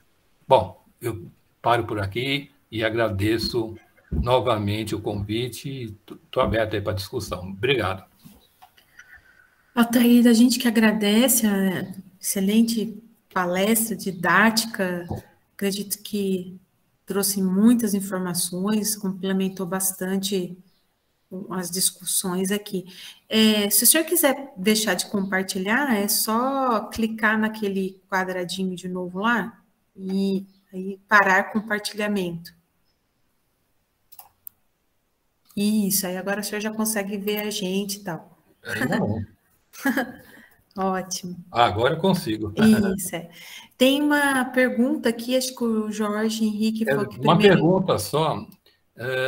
Qual foi o grau de erosão genética da turma aqui? Quantos que foram embora e quantos que ficaram? Bom, dois foram embora. Mas um que foi embora é uma professora que tinha que buscar as crianças na escola, o outro eu não sei, que estava com 20, né? A gente está com... O resto está todo mundo aqui. Ô Jorge, Henrique, se você quiser fazer a pergunta, fica à vontade. Boa noite, gente. Boa noite, professor. Boa tarde, pô. Quero dizer que eu gostei muito, sabe, da palestra. Meu nome é Henrique, né? Vou me apresentar. Eu sou do Nordeste, né? Sou do Crato, interior do Ceará. E vou fazer minha monografia a respeito das sementes crioulas, né? Vou mapear, ver o fluxo, a diversidade, aqui na região do Cariri. Né? E, assim, já paguei algumas cadeiras de semente, nunca tinha ouvido falar nesse melhoramento participativo. Né? Adorei o tema, adorei conhecer, vou tentar disseminar aqui com o pessoal. Né? muito interessante. E assim, eu tinha várias perguntas para fazer e você foi respondendo já durante toda a palestra, né? Foi respondendo. Só que aí, aí essa pergunta que eu tenho aqui, eu fui refazendo, né? Eu queria que o senhor falasse como é que anda é, esse trabalho de melhoramento participativo em outros estados, né? Principalmente na região Nordeste. Porque assim, aqui a gente não tem, né? Esse trabalho, pelo menos nunca ouvi falar, né? E quero destacar que aqui, professor, nós vamos, no estado do Ceará, a gente vem da luta dos movimentos sociais e a gente conseguiu, dentro do estado, uma política pública, né, que é a política das sementes crioula, né, onde essas sementes elas vão ser compradas pelo governo do estado, né, e distribuídas para os agricultores. Essa política já acontece com as sementes híbridas, né, e aí vem essa política para as sementes crioula. E essas técnicas, esse trabalho, né, que o senhor desenvolve é muito interessante, né? Eu estava pensando, esse tipo de trabalho não acontece aqui, nessa disseminação desse conhecimento, né? Aí acontece através da Embrapa e a gente não tem. E qual seria o passo para a gente trabalhar isso já com essas notícias tão boas que estão vindo aqui para a gente, né? Como essa notícia da política pública da semente. Aí me interessa muito saber, me anima muito esse assunto e gostaria que o senhor respondesse. Era isso. Jorge, prazer em conversar com você, viu? Essas estratégias de trabalho no Nordeste, aonde tem uma iniciativa bem já adiantada é na região de Sergipe. Então, o pessoal de Sergipe, depois, se você quiser, eu posso te mandar contato com eles lá, que já tem um trabalho bem adiantado lá. Eu quero fazer algumas observações. Primeiro, essas políticas públicas, né, que jogam híbrido aí para essas comunidades, isso é um crime, sabe? Porque eu acho que você está jogando coisa que não é adaptada ao local e que vai contaminar, inclusive, o pouco que resta de variedades locais nesses locais. Esse é o primeiro ponto.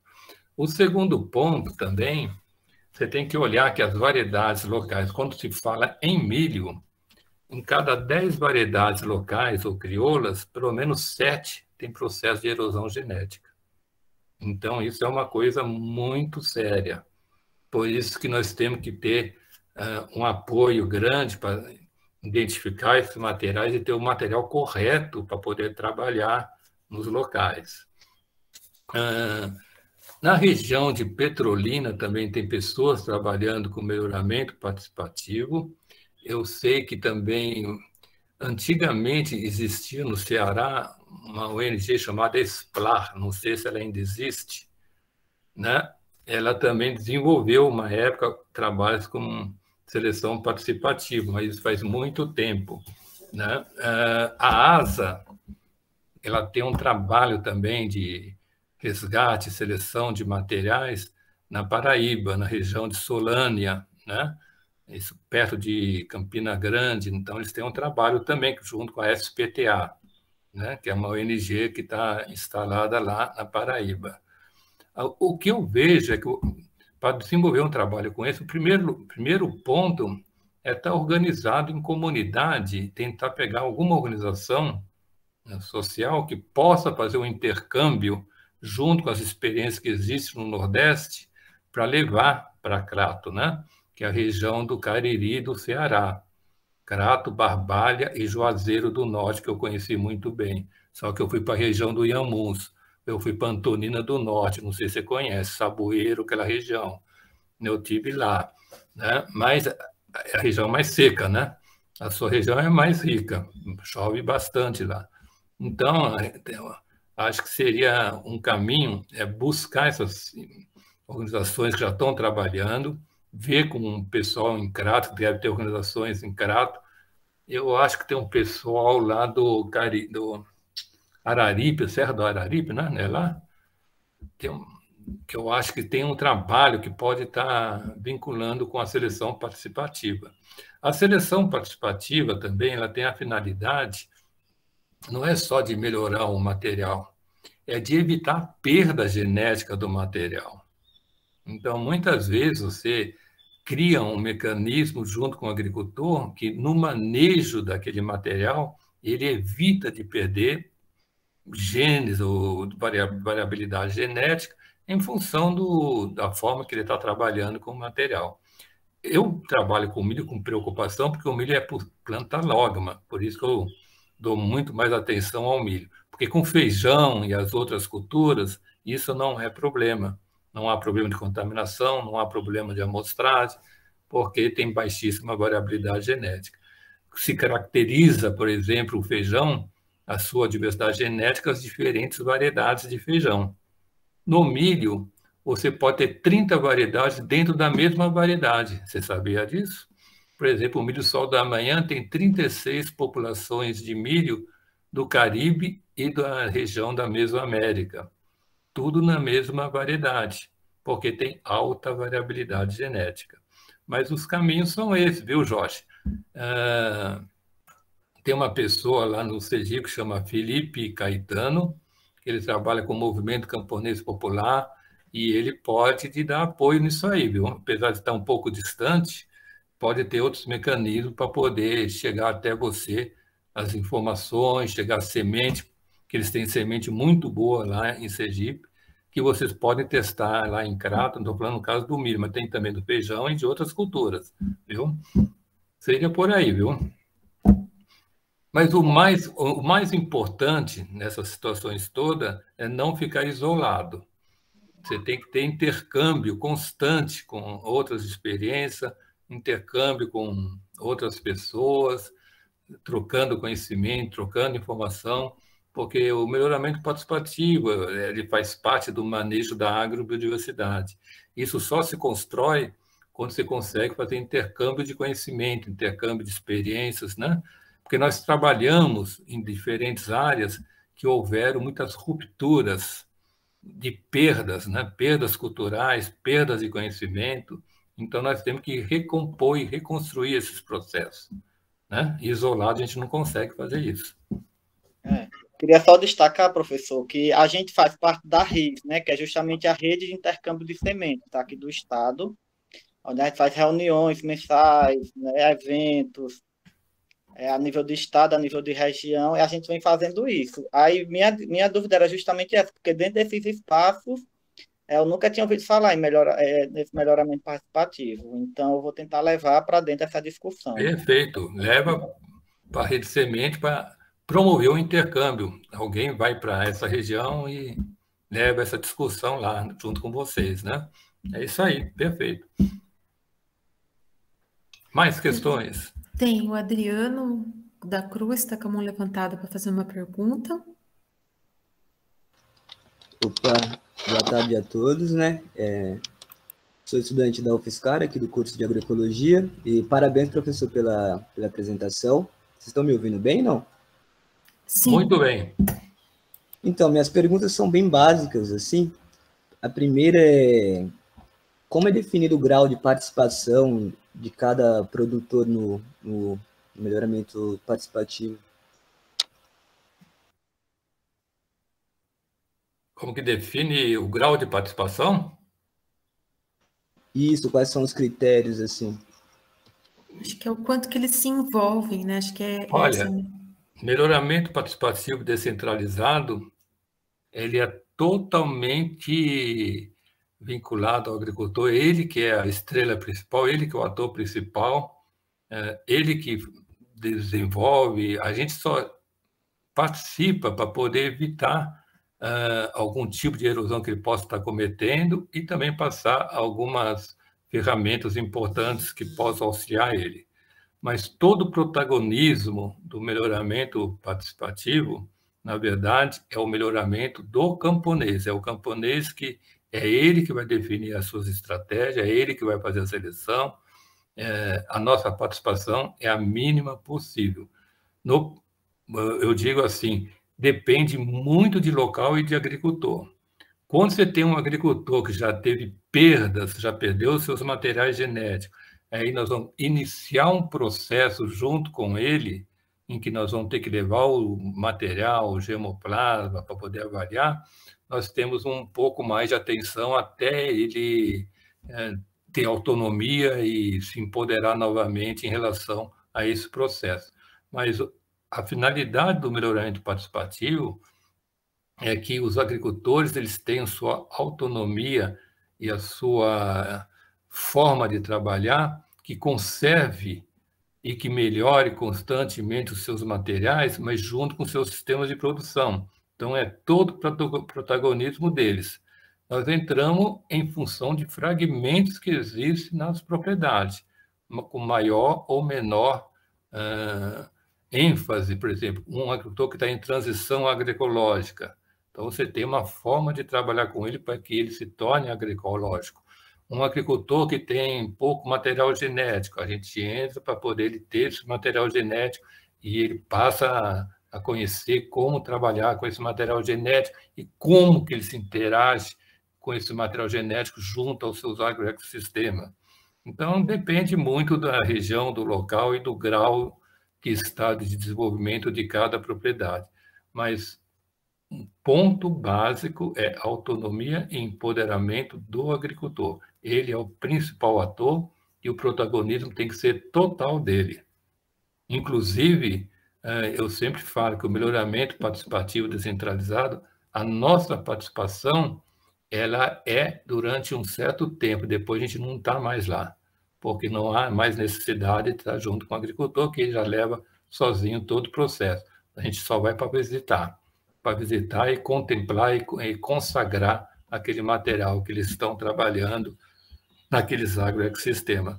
Outra coisa também que tem que ficar claro, o melhoramento participativo ele faz parte do manejo da agrobiodiversidade, que é a base genética do sistema de base agroecológica. Então, é um contexto um pouco maior. Eu não gosto de trabalhar com melhoramento participativo com o mesmo enfoque de um melhoramento convencional. Então, ele não é um melhoramento convencional. Ele é um melhoramento que você está melhorando o sistema como um todo. Então, ele é um pouco mais complexo. Isso só pode ser feito com a participação do agricultor e com a construção junto com eles. Adriano da Cruz. Obrigado, professor. Obrigado. Aqui a gente pega alguns artigos e mostra também aquelas escalinhas de graus de participação, né? No caso, seria o centralizado, né?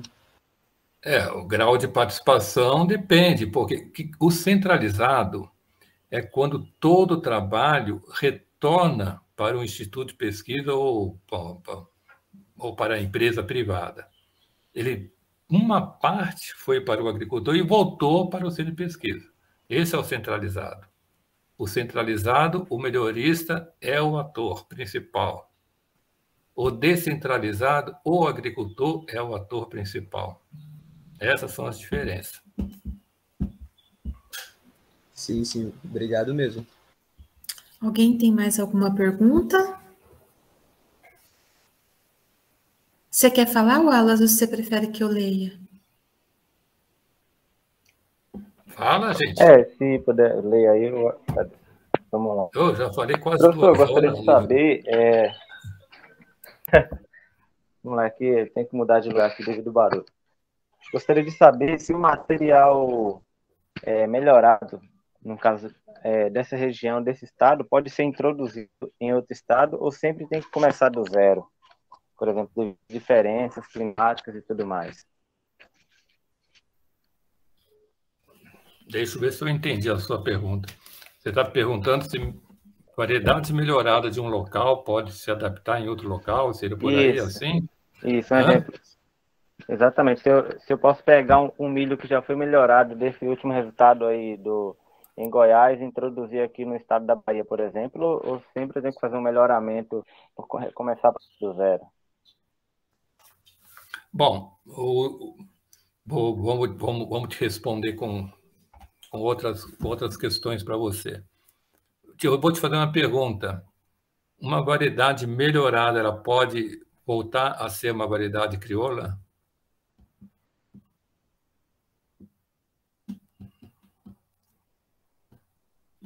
É a pergunta para o Wallace, né? Responde, Wallace. Bom, acho que levaria um bom tempo, né? Vai demorar muito tempo. Talvez pode, mas demoraria muito tempo para voltar a ser. na minha opinião. Então, aí que são as questões que nós temos que olhar. A variedade melhorada, desde que ela não seja uma variedade sintética, né? Seja uma variedade melhorada, todas as variedades melhoradas que existem são oriundas de variedade crioula, começa por aí. Tá? Quando se retorna para o agricultor essa variedade, ela passa a se reorganizar com as suas frequências gênicas, genotípicas, na propriedade, na realidade daquele local. Então, ela se readapta e ela torna uma variedade local. E não leva muito tempo, não. 4 a 5 ciclos de adaptação é o suficiente para retornar a ser uma variedade crioula. Essas variedades que a gente trabalha em Goiás, normalmente, devido a essa região de centro, elas se adaptam bem em São Paulo, sim. Nós já tivemos alguns ensaios aqui, junto com a CORE, junto com a Associação Biodinâmica. Por exemplo, a Associação Biodinâmica fizeram uma experimentação com vários milhos para ver qual que seria o melhor para milho verde, para substituir o híbrido, que estava dando muita cigarrinha, viu, Anastácia? Acho que era o BR-1051 da Agroceres, e estava com problema.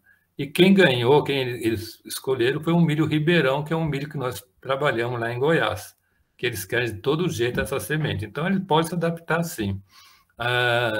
Agora, o que a gente deixa sempre claro, que você, para começar um trabalho, é interessante ter não só uma variedade, ter várias variedades, fazer um ensaio, para sentir qual é o melhor material para aquele local.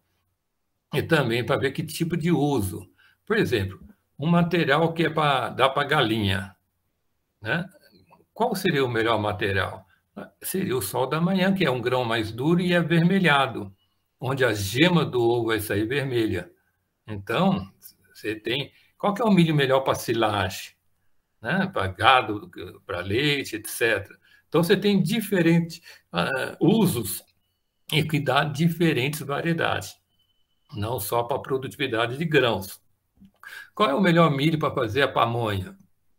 Qual é o melhor milho para milho verde? Bom, aí todas as variedades crioulas são melhor. Aliás, é um detalhe muito interessante que em Goiás há uma tradição da pamonha. E sumiu esses milhos, ficou só os transgênicos lá dentro, os híbridos, né? E a pamonha está aguada, né?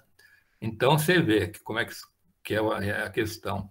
Quando você seleciona esses híbridos para responder muito para adubo, para essas coisas todas, você joga todo o metabolismo para formar zeína, que é através da glutamina, do metabolismo da glutamina, do aminoácido via glutamina. As outras redes de aminoácido do metabolismo, eles ficam com menor atividade. Então, você tem perdas na qualidade da proteína e nos aminoácidos essenciais. Então, você fica com uma coisa aguada, né? Ao passo que esses milhos locais, crioulos, ele tem esses aminoácidos em maior quantidade, uma qualidade proteica maior e um sabor totalmente diferente, muito mais saboroso. Então, essas são questões. E, aliás, um outro detalhe que é bom vocês saberem, toda essa indústria da transgenia, dos milhos que são exportados para o agronegócio, eles não são para alimentação humana. Eles são para alimentar bicho ou para a indústria, principalmente para a indústria. E por que no México agora está proibido ter transgênico no México? Não pode mais ter transgênico no México, para não contaminar aquelas variedades crioulas lá. Porque você acha que só tem transgênico para herbicida? Também tem transgênico para fazer plástico, para a indústria de plástico. Você tem transgênico para espermicida.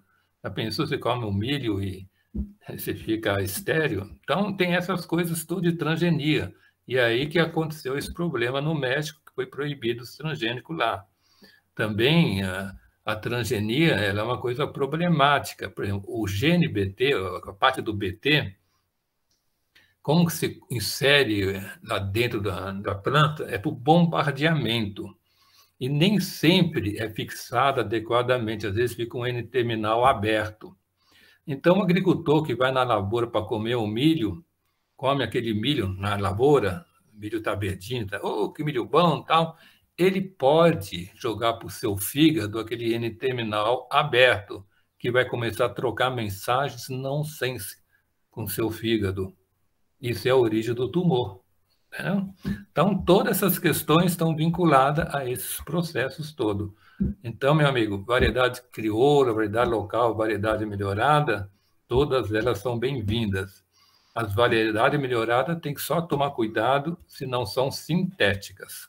Sintéticas é o seguinte, são variedades que foram formadas a partir de linhagens endogâmicas. Então, elas têm baixa variabilidade genética. Ok? Alguma mais pergunta, pessoal? Alguém quer fazer alguma pergunta a mais? Oh, mas ninguém convida para tomar cerveja, Anastácia? É sexta-feira, né? Hoje já é sexta-feira. Infelizmente, agora online, nem esses convites a gente não tem mais. Só não pode a cerveja de puro milho, viu?